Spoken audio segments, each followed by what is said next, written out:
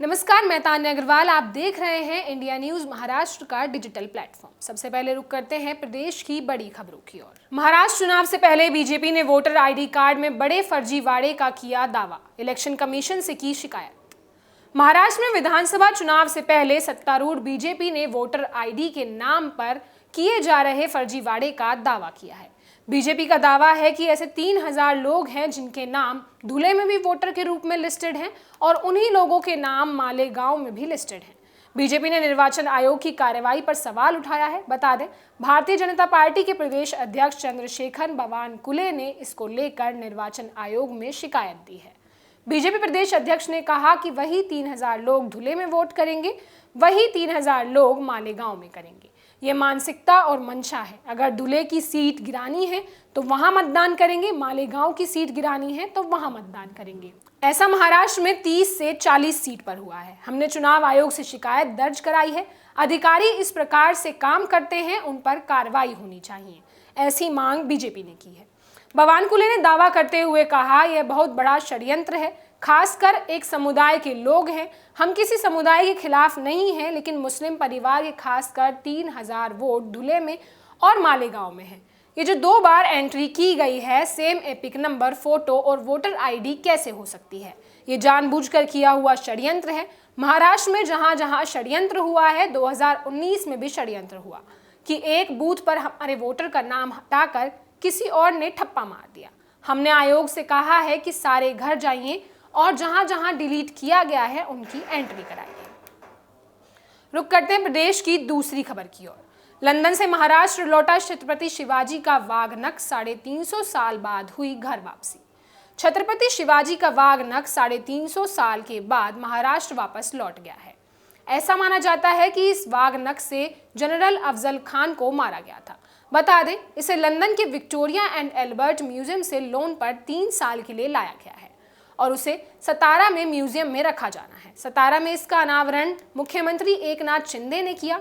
वहीं कार्यक्रम में डिप्टी सीएम देवेंद्र फडणवीस और डिप्टी सीएम अजीत पवार मौजूद रहे। ऐतिहासिक साक्ष्यों में दर्ज है कि 1649 में शिवाजी को बीजापुर के जनरल अफजल खान से बात करनी पड़ी। इस बैठक में विश्वासघात की आशंका के मद्देनजर शिवाजी ने अपने दाएं हाथ में वाघनख छुपा रखा था। जब दोनों गले मिले तो अफजल खान ने उन्हें चाकू मारने की कोशिश की, लेकिन शिवाजी ने वाघनख से अफजल खान को मार डाला। आपको बता दें, घटना प्रतापगढ़ किले में हुई थी, जो कि फिलहाल सतारा जिले में मौजूद है। सतारा के म्यूजियम में 7 महीने के लिए इसे रखा जाएगा। ये वाघनख ऐसे समय में भारत आया है जब राज्य में अगले कुछ महीनों में विधानसभा चुनाव होने वाले हैं।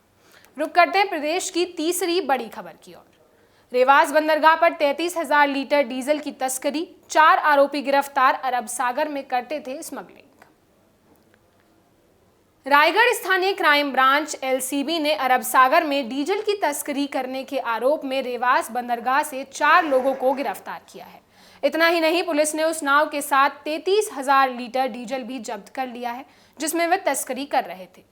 जब्त किए गए डीजल और नाव की कुल कीमत 36.40 लाख रुपए है। पुलिस के मुताबिक आरोपी समुद्र में बड़े जहाजों से डीजल की तस्करी करते थे और छोटी नाव को बाजार दर से कम दाम पर बेचते थे। वहीं मामले की जानकारी देते हुए मांडवा सागरी पुलिस थाने के एक अधिकारी ने बताया कि पुलिस को सूचना मिली थी कि एक ट्रॉलर में डीजल की तस्करी करके उसे रेवास बंदरगाह लाया जा रहा है। इसके बाद घाट पर पुलिसकर्मी तैनात कर दिए गए। जब ट्रॉलर वहां पहुंचा तो पुलिस दल ने तलाशी ली और पाया कि उसमें अवैध रूप से 33,000 लीटर डीजल लाया जा रहा था। साथ ही उन्होंने बताया कि डीजल और ट्रॉलर को जब्त कर लिया गया है और 4 आरोपियों को गिरफ्तार भी कर लिया गया है। उनके खिलाफ भारतीय न्याय संहिता की धारा 287 और आवश्यक वस्तु अधिनियम और पेट्रोलियम अधिनियम की प्रासंगिक धाराओं के तहत मामला दर्ज किया गया है। वहीं अधिकारी ने कहा, इस मामले में कानून के अनुसार सजा 7 साल से कम है, इसलिए उन्हें गिरफ्तार नहीं किया गया है और प्रक्रिया के अनुसार उन्हें नोटिस दिया गया है। रुक करते हैं प्रदेश की चौथी बड़ी खबर की ओर। बॉम्बे हाई कोर्ट से महाराष्ट्र सरकार को झटका, शिक्षा के अधिकार अधिनियम में संशोधन असंवैधानिक करार। जाने क्या है पूरा मामला। बॉम्बे हाई कोर्ट ने महाराष्ट्र सरकार के उस परिपत्र को रद्द कर दिया जिसमें सरकारी स्कूलों के 1 किलोमीटर के दायरे में आने वाले निजी गैर सहायता प्राप्त स्कूलों को 25% शिक्षा के अधिकार कोटे के तहत छात्रों को प्रवेश देने से छूट दी गई थी। बता दें, कोर्ट ने शिक्षा के अधिकार अधिनियम में महाराष्ट्र सरकार के संशोधन और असंवैधानिक करार दिया है।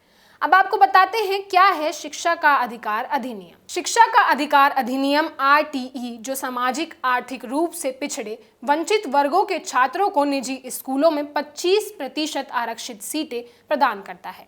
मुंबई नगर निगम के तहत नगर शिक्षा विभाग के तहत RTE मंजूरी के बिना चल रहे 218 निजी गैर सहायता प्राप्त स्कूलों में से कुल 192 स्कूलों को RTE मंजूरी दी गई थी। हालांकि राज्य सरकार की ओर से जारी अध्यादेश के कारण यह उद्देश्य विफल हो गया। इसके खिलाफ हाई कोर्ट में अपील की मांग की गई। हाई कोर्ट ने निजी और सहायता प्राप्त स्कूलों को RTE से बाहर करने के संबंध में राज्य सरकार द्वारा 9 फरवरी को जारी अधिसूचना की चुनौती स्वीकार कर दी थी। हाई कोर्ट ने मई महीने में ही इस नोटिफिकेशन पर रोक लगा दी थी। हालांकि हाई कोर्ट ने यह भी निर्देश दिया था कि इस दौरान अन्य छात्रों को दिए गए दाखिले प्रभावित नहीं होने चाहिए। वहीं राज्य सरकार ने दावा किया था कि RTE के कारण सरकारी स्कूलों में छात्रों की संख्या कम हो रही है। हालांकि बाद में कोर्ट ने इस दलील को खारिज कर दिया। बता दें, मुख्यमंत्री एकनाथ शिंदे की सरकार ने RTE में संशोधन किया था कि 25% दाखिले की शर्त उन स्कूलों पर लागू नहीं होगी जहां निजी गैर सहायता प्राप्त स्कूलों के 1 किलोमीटर के दायरे में सरकारी या सहायता प्राप्त स्कूल हैं। फिलहाल के लिए इतना ही। देखते रहिए इंडिया न्यूज़ महाराष्ट्र का डिजिटल प्लेटफॉर्म।